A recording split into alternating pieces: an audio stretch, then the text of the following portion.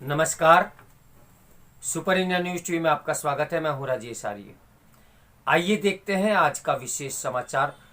कायम होती कानून के राज की मिसाल। मुख्तार जैसे माफिया को सजा आज भले समानने लगे, पर कुछ वर्ष पहले इसकी कल्पना तक नहीं की जा सकती थी। माफिया पर कसता कानून का शिकंजा।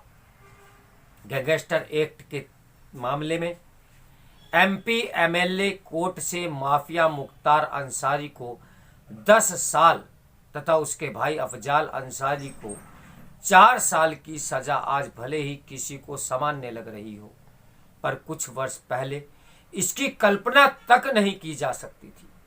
पूर्व विधायक कृष्णानंद राय और वाराणसी के कोयला कारोबारी एवं विश्व हिंदू परिषद के नेता नंद किशोर रुंगटा की हत्या के मामले में दोनों को सजा हुई है। उसमें पहले सीबीआई की अदालत को कोई सबूत नहीं मिला था।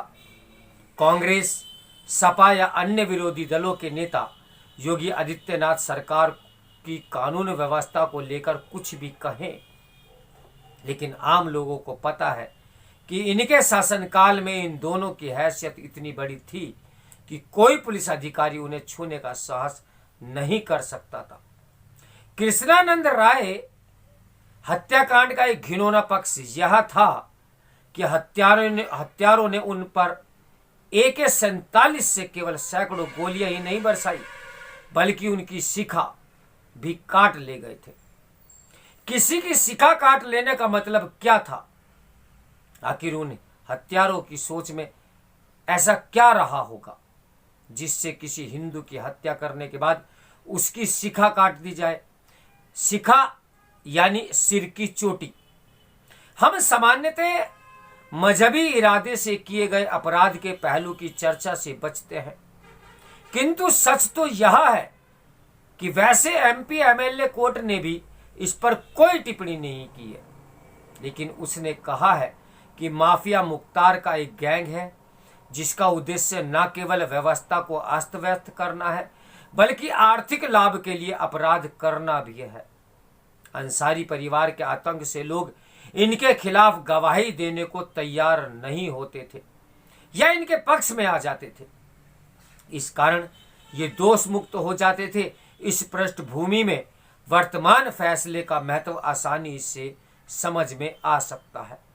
मुख्तार अंसारी की हैसियत का अंदाजा इसी से लगाया जा सकता है कि जब योगी आदित्यनाथ की सरकार ने उसके विरुद्ध कानूनी कार्रवाई आरंभ की, तब उसने उससे बचने का रास्ता निकाल लिया।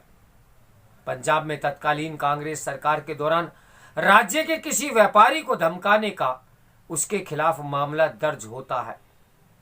पंजाब पुलिस मामले में पूछताछ करने के लिए उसे ले जाती है। उसके बाद उत्तर प्रदेश सरकार लगातार उसे वापस लाने की कोशिश करती रहती है, लेकिन वहां की कांग्रेस सरकार उसके पक्ष में मुकदमा लड़ती रही। अब पंजाब में आम आदमी पार्टी की सरकार के कानून मंत्री ने बताया कि उसका मुकदमा लड़ने के लिए वकील की 50 लाख रुपए से अधिक की फीस बकाया है। आज देश को कांग्रेस से पूछना चाहिए कि मुख्तार अंसारी को पंजाब की जेल में रखने के लिए वह इस सीमा तक जाकर मुकदमा क्यों लड़ती रही। आज तक यह भी पता नहीं चला कि किस व्यापारी को उसने धमकाया था जिसके कारण मुकदमा दर्ज हुआ। जाहिर है उद्देश्य केवल मुख्तार अंसारी को बचाना था। एक अपराधी को सत्ता का इतना बड़ा संरक्षण कांग्रेस के शासनकाल में मिला तो देश को यह जानने का भी हक है कि ऐसा क्यों किया गया। मुख्तार अफजाल अंसारी के परिवार पर मुकदमों की एक लंबी सूची है। मुख्तार पर कुल 61 मामले दर्ज हैं, जिनमें 8 हत्या के हैं। उसके भाई अफजाल पर 7 मुकदमे कायम हैं। उसके भाई सबगतुल्ला पर 3 मुकदमे, उसकी पत्नी अफसा पर 11 मुकदमे, बेटे अब्बास पर 8 मुकदमे, उसकी पत्नी निखत बानो पर 1 और बेटे उमर पर 6 आपराधिक मामले दर्ज हैं। अपराधी एवं दंगाई होने के बावजूद मुख्तार मऊ संसद सदर से लगातार 5 बार विधायक बना। 2 बार बसपा से, दो बार निर्दलीय और एक बार कौमी एकता दल से। उस क्षेत्र में राजनीति में जो भी उभरता उसे उस परिवार का या तो सामना करना पड़ता था या उसके सामने समर्पण करना पड़ता था। कृष्णानंद राय भी राजनीति में उसे तगड़ी चुनौती दे रहे थे। मुख्तार अफजाल अंसारी के परिवार ने अपने लाभ के लिए क्षेत्र में हिंदू मुस्लिम विभाजन पैदा कर हिंसा की और हिंसा कराई।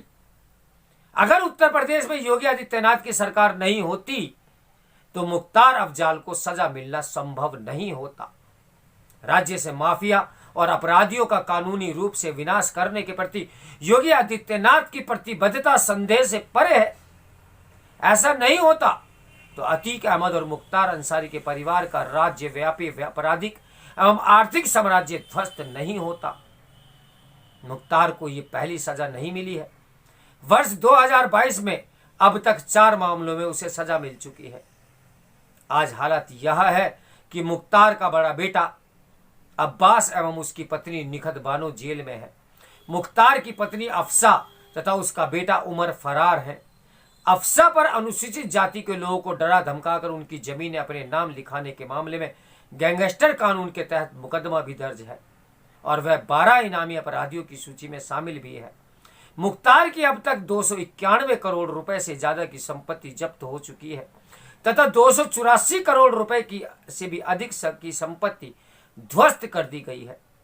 वही अफजाल को सजा होने के बाद उसकी लोकसभा सदस्यता भी अब खत्म हो गई है। ऐसे माफिया परिवार की ऐसी दुर्दशा की कल्पना पहले किसी ने नहीं की थी।